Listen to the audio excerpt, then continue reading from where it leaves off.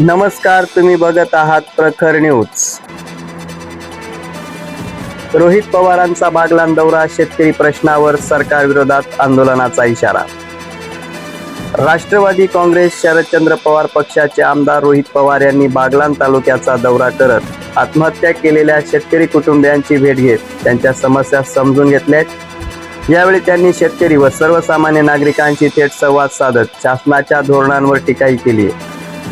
दौऱ्यादरम्यान पेट्रोल व डिझेलसाठी पेट्रोल पंपावर लागलेल्या लांब रांगांची पाहणी करत त्यांनी नागरिकांच्या अडचणी समजून घेतल्या। इंधन टंचाई, वाढते दर, शेतीमालाला मिळत नसलेला योग्य भाव यामुळे शेतकरी व नागरिक त्रस्त झाल्याचं त्यांनी यावेळी सांगितले। नामपूर येथे शेतकरी संघटनेकडून निवेदन स्वीकारत शेतीमालाला किमान 2500 रुपये हमी भाव मिळावा, तसेच शेतकऱ्यांच्या प्रश्नासाठी चांदवड येथे रस्ता रोको आंदोलन करण्यात येणार असल्याची घोषणा त्यांनी यावेळी केली।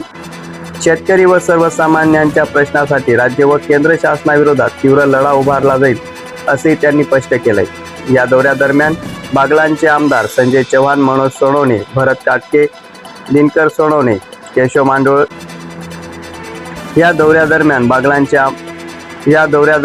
बागलाणचे माजी आमदार संजय चव्हाण, मनोज सोनवणे, भरत काटके, दिनकर सोनवणे, केशव मांडोळे यांच्यासह अनेक कार्यकर्ते मोठ्या संख्येने उपस्थित होते। या दौऱ्यादरम्यान मात्र जायखेडा पोलिसांनी चोख बंदोबस्त ठेवला होता।